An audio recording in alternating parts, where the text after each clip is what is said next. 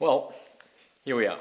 It's the first week of the new year, and this is my first video of the new year. I was stuck for a little bit trying to work out where to start with everything, because to be perfectly honest with you, I've been feeling completely burned out over the last couple of months.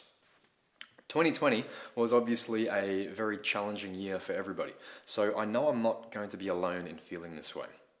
But for me personally, 2020 forced me to rethink a lot of what I do with respect to content creation and flipped everything that I was doing on its head, and I had to change to keep up with the times.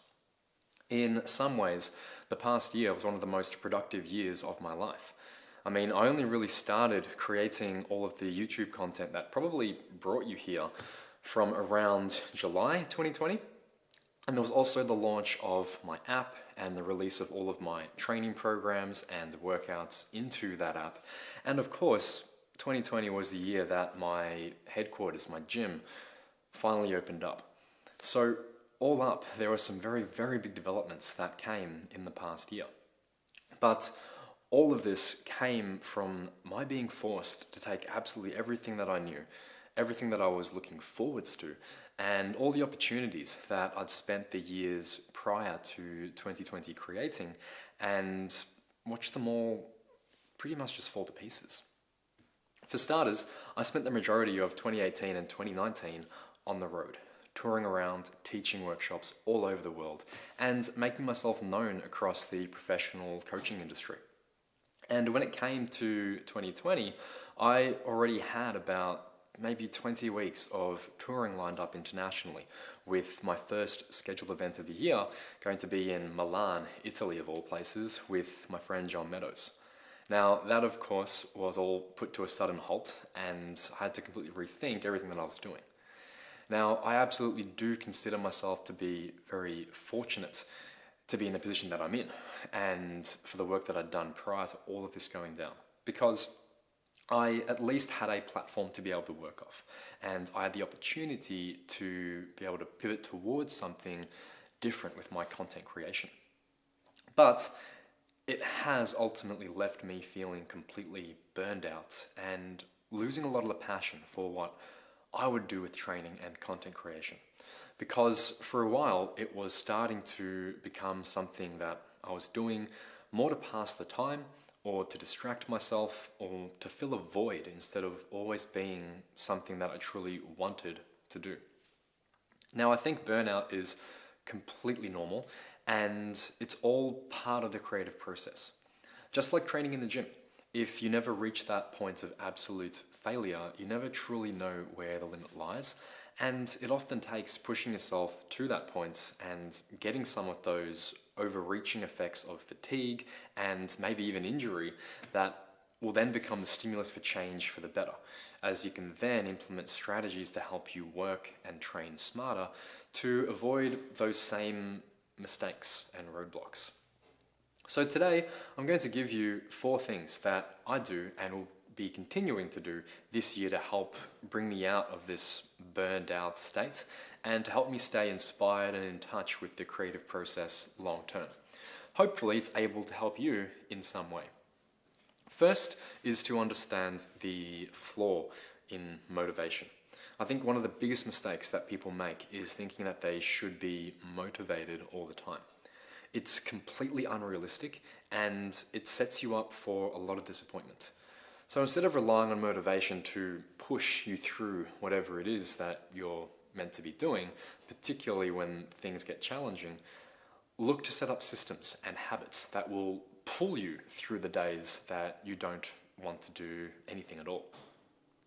Probably one of the most impactful things that I did and maintained through 2020 was establishing a schedule for myself where I would have certain times of the day or certain days themselves where I'd be devoting myself towards different tasks. Whether it was maybe content, brainstorming and writing on a Monday. I might be studying more on Tuesdays, I might film, edit on Wednesdays, and training of course was slotting throughout the day, and even things like downtime was scheduled in. It sounds very regimented and like it's going to box you in, but in fact it's quite the opposite, because discipline creates freedom.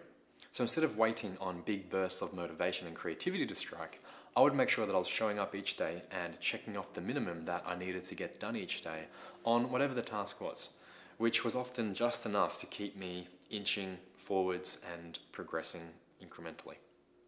Now, the next thing that I think everybody should have to keep themselves inspired is a goal to work towards. But specifically, it should be a long-term project. Whether it's towards a certain level of strength or physique development, it might be a business venture or something else altogether, I think you need to find something for yourself to work towards. Because it's not just something about having something to work towards, it's more about having something you can then break down into bite-sized daily practices.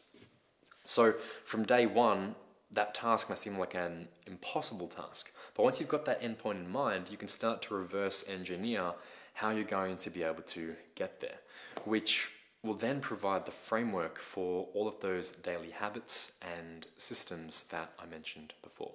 So going on from that point, my next piece of advice is to learn something new and to schedule in time for doing things that you love and not just things that you have to do.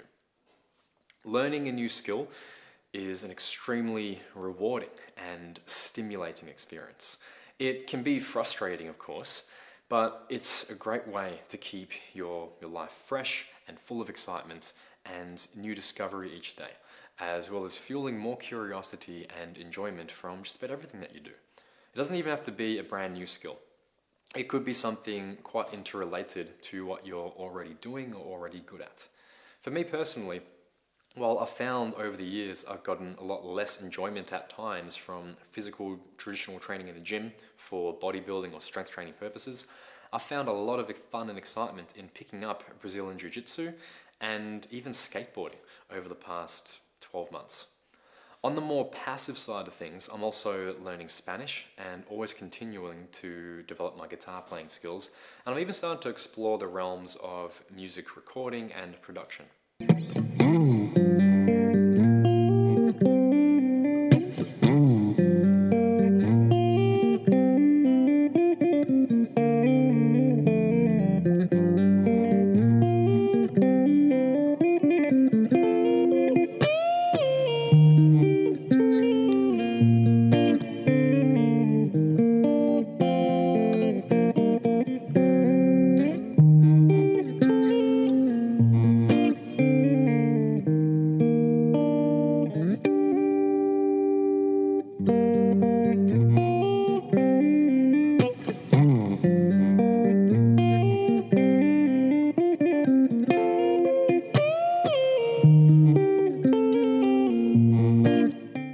So, as much as I believe you need to focus heavily in one area to be able to get as much as you can out of it, there is also a lot of merit in having downtime for hobbies or these extracurricular things that you enjoy doing.